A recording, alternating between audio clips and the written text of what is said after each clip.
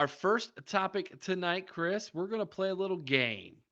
We're going to play like it, don't like it with the Ohio State Buckeyes who were drafted. Okay.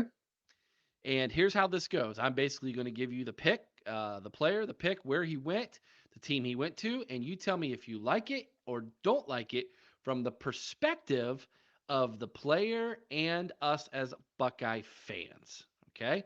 That's kind of Okay. the rules for this game tonight. And so let's get started with the biggest one, man. Round one, pick number two. Little surprise he went to pick number two to the Houston Texans quarterback CJ Stroud. Chris, like it? Don't like it? I think he would have been better if he'd slipped about 2 spots. Um, Although I will say this, the Texans have done a great job. They've got a good running back in Damian Pierce. They have they've solidified that offensive line a little bit. They got Laramie Tunsil down there at the one tackle. The name of the other slips my mind right now, but they've improved that offensive line. Um, I really like what D'Amico Ryans is putting together down there, and the fact that they went out. I honestly think CJ would have preferred maybe if that three might have been spent on a high quality receiver that maybe he had a little bit of familiarity with. But you know Mm-hmm. what? I really think that they did a great job offensively and defensively drafting, and this is a team that I think is going to be in a position to turn a lot of things around. Okay, so So sounds yeah, like I you think like I it. think it's a positive move for CJ. And hey, the second pick in the draft does get paid more than the fourth pick in the draft. So Sure, I'm sure he likes that. I like it as well. I think that Houston is a team that they're turning things around. I don't like it for the first year or two. I think this is going to be very similar to what we've seen with Justin Fields. That there's going to be, hopefully, he doesn't get destroyed he like has a Justin. better line than what Justin does. I Yes. Yeah, and I think that's big. And Eric, I think the other thing is expectations aren't going to be as high given where the Texans have been at since Deshaun Watson's exodus. Okay. I think I'm with you. I think if he'd have slipped the four and went to Indy, it's maybe a little bit better of a situation It's a better than what organization. Houston's got. But no, I'm not terribly upset. I'm very happy for him, and so I'm gonna say like it. All right, let's go on to the next pick, and this one surprised me as well. How fast he went. Paris Johnson Jr., the big offensive tackle. He was the first tackle off the board, round one, pick number 6 to the Arizona Cardinals. Chris, do you like it? Don't like it. I like it for him. The reason being, if I'm not mistaken, his father played at with the Arizona Cardinals, so there's a little bit of nostalgia there with him playing there. I think it's again, I think that they've got some quality pieces, and I think that the expectations are not going to be tremendously high. However, I do feel that he's going to have to be ready to step in and play day one. You draft somebody at 6 as an offensive tackle, you're expecting them to go out there and start right now. So while the team's expectations may not be as high, I think the expectations are going to be very high on him. But I also think that Paris is a guy that can, handle those expectations. However, I kind of worry about a little bit. He's going to face some pretty tough competition out there in the NFC West. Specifically, there's a certain defensive end out there in San Francisco. Who might be giving just a few problems. So, are you predicting a little Buckeye on Buckeye crime? I'm seeing just a little bit of it.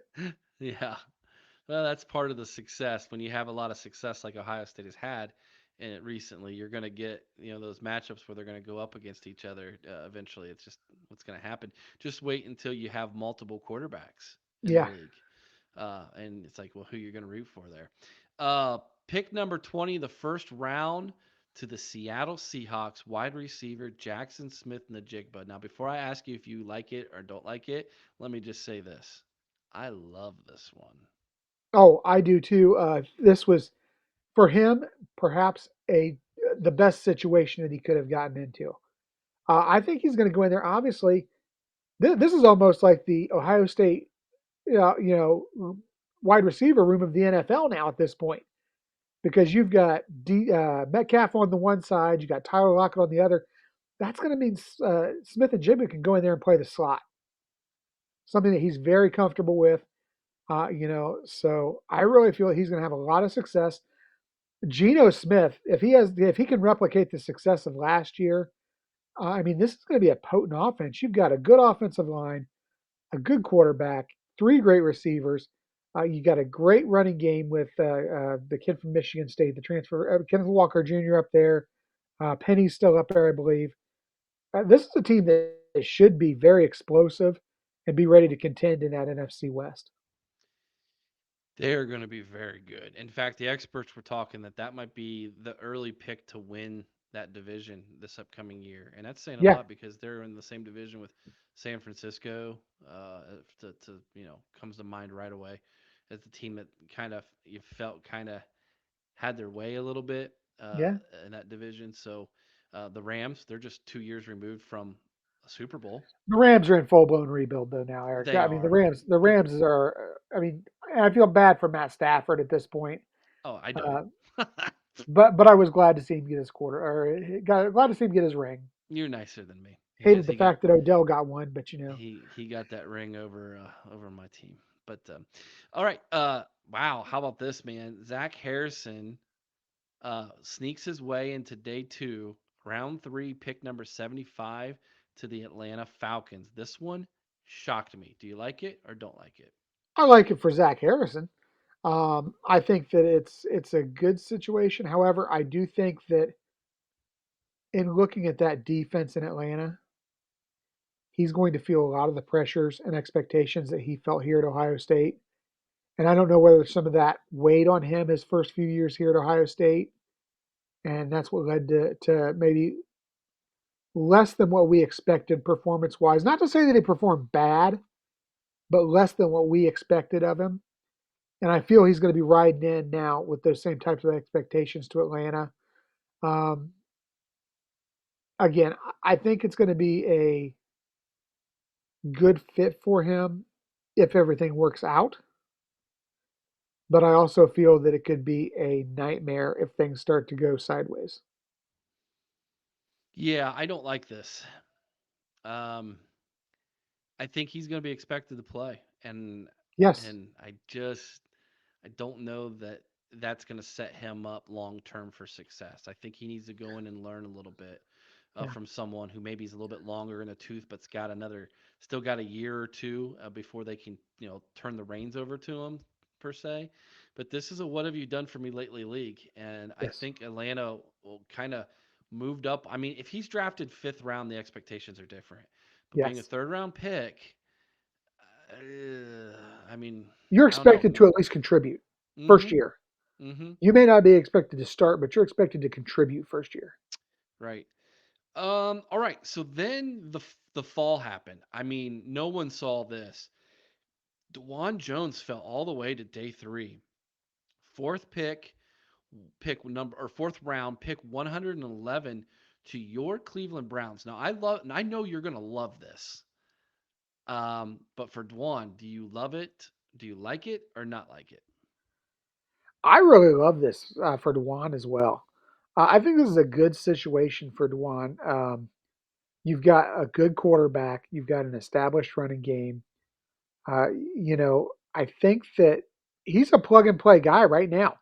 It's not very often you get a plug and play guy at right tackle on the offensive line in the fourth round, fifth round. That just doesn't happen. And Cleveland's got a guy, and they've got a pretty talented offensive line now, which may give him a little bit of leeway to slowly ease in. But I think they got their tackle of the future and got him in a late round. And I think that's huge for him. I think it's going to be huge for the Browns.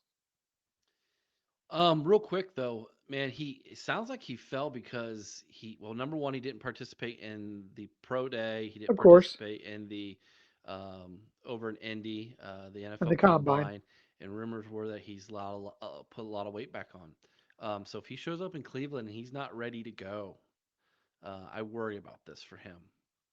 So we'll see. Only time will tell. Obviously, I'm different than you. I don't like it for him. Because I wanted to see him go down 71 south to Cincinnati, and protect my boy on from the right side. Well, So what's scary to me is this is a guy I had predicted this kid to go at the end of the first round, you did, and I you really did. thought that he would have been a great fit in Kansas City.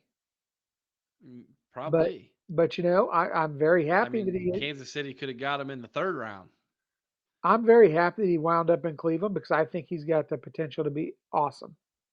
Luke Whippler slips to the sixth round, pick number 190, also to your Cleveland Browns, Chris. Do you love it or like it? Not like it. I love it for Whippler as far as again, they've got a established talented center in Cleveland right now, which means he doesn't have to go in and start. He can get up to speed with the NFL game. He can get some playing time and not have to be pushed into a start right now situation. It gives him a chance to learn the playbook, learn the way the NFL is, learn the speed of the game at the NFL level. I think he's going to, again, I hated to see him drop this far because I think he was a much higher caliber player than this. I think he was somebody who, well, let's be honest, deserved that big payday that would have come with being a couple rounds higher. But I think in the long run, it's going to be a good situation for him as far as his ability to develop himself at the NFL level. Were you shocked that those were the only six Buckeyes drafted? Yes, I felt that Ronnie Hickman would get there. I thought somebody would give Cam Brown. Cam Brown a shot in the seventh, if nothing else. I really liked the idea of him going to Philadelphia in the seventh, to be honest. I Hmm. thought that was going to be a great fit for him. But I'll tell you, those guys over in Philly seem to be enamored with the Georgia Georgia. Bulldogs.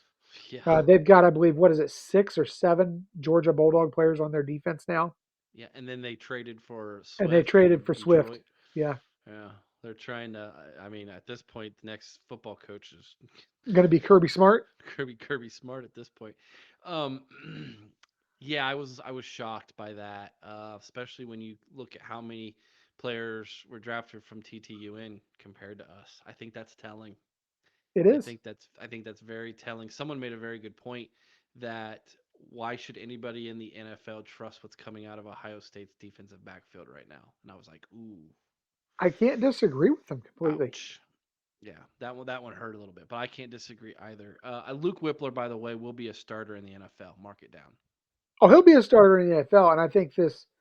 But I do like the fit of him going a little bit later in the draft to get a chance to develop because I think that's going to make him a long term starter in the NFL. Agreed. Agreed.